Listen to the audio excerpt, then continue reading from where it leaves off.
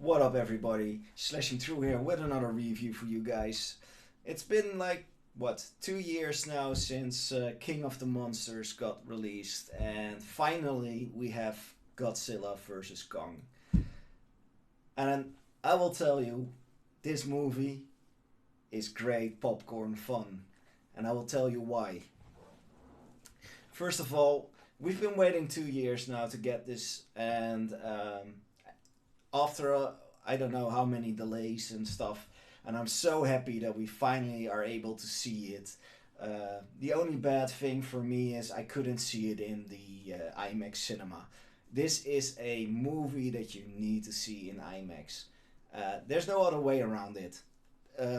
I will not go into spoilers. I will not go into any of those things. Yes, maybe a few things here and there will be considered as a maybe a spoiler, but it's not meant to be spoilerish, and I tend to keep it that way. I want people to see this movie. I really hope people going to watch this with their kids and stuff like that, because it really is amazing. I had so much fun watching this.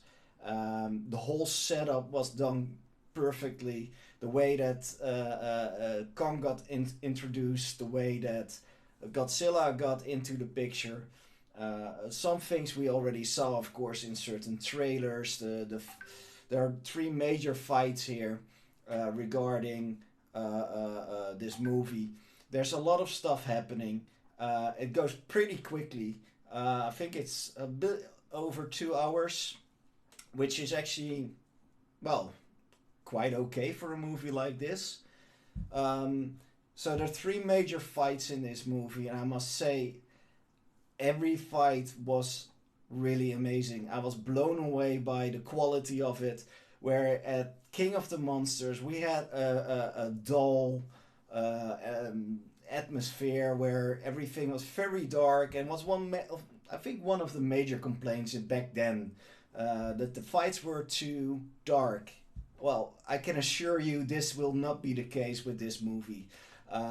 Amazingly done fight scenes, and everything is just done so perfectly well. With a lot of respect, of course, for the older material. People are actually being respectful of what has been done before. It's not that they try to erase any of that history. There are a lot of winks at the original Kong versus Godzilla back in the day. Yeah, it is a fun action popcorn movie, and that's what it is, and that's how it should be treated. Um, the One of the good things as well was that a lot of um, a lot of people in the movie, like the actual actors and stuff like that, are being less portrayed as scientists, as this hardcore scientist type. There's a lot of silly moments. There are a lot of light-hearted moments regarding the characters, and the main focus is not the humans and everything that happens in the movie next to the fighting scenes and stuff like that. It's all as a supportive role. It's not so much like King of the Monsters really had this going for it. Also, the original Godzilla from 2014 was really a movie what was character driven and poorly done. Let's say it like that. And in this case, there's some light-hearted things going on. The whole setup between the humans and what is actually happening between Godzilla and with Kong is really nicely done. Next to that, it is a lot of fun. There's just a lot of fun to be have with this movie. There's so much eye candy around, and especially with the second battle, which is in Hong Kong, where everything is well, almost like a Blade Runner type of environment where there's a lot of lights, and the fight itself is at night, but you can see something, and that is really well. There are, of course, a few things that I really didn't like that much, and one of those things is that I didn't really like the build up for Kong to get his axe. That was something that kind of got in the way of the flow of the movie.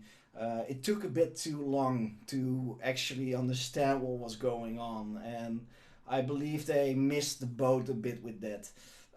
What they tried to do is make sure that there was this fantasy element to it.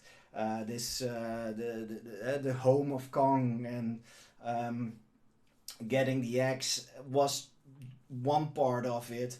After that, there's a lot of other stuff happening, which is actually great. The whole setup, and I will not go into the story too much because either way, it's gonna be spoilers anyways, and I really don't want that. But one of the most important things about this was that everything was so well made, and it doesn't matter if you're Team Godzilla or Team Kong, it doesn't matter. It's a fun ride. It's something that people should see and enjoy, and especially with these times now. So you can actually watch this with your family and have a great time.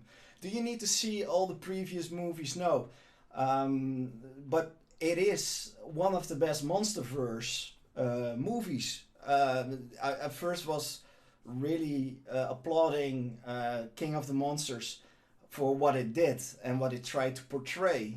But in this case, I actually enjoyed this one way more because it's so much lighter to digest and for all the things that are happening in the movie. And that's really a plus point for this. And maybe it's also the time that we live in. For me, it really made a difference. For me, it really was a movie that was actually worth watching. I haven't done a lot of reviews lately because a lot of movies that I watched were just pure crap. And this one is finally one that I really enjoyed. Everything was really well done. CGI wise, this is perfect. This is really what we wanted. Actually, since the first 2014 Godzilla, we wanted Legendary to do this. Finally, they did it, and I'm really happy by it. For me, Godzilla versus Kong will get a 9 out of 10. It is such a nice, light-hearted fantasy battle kaiju, uh, everything that you wanted from it. And I think the only reason why you will be disappointed with this movie is by asking even more than that they are giving you right now. For me, this is actually the way. This is the reason why I like these sort of monster movies. And with that, I hope you enjoyed the movie as well as much as me. And I will say until next time.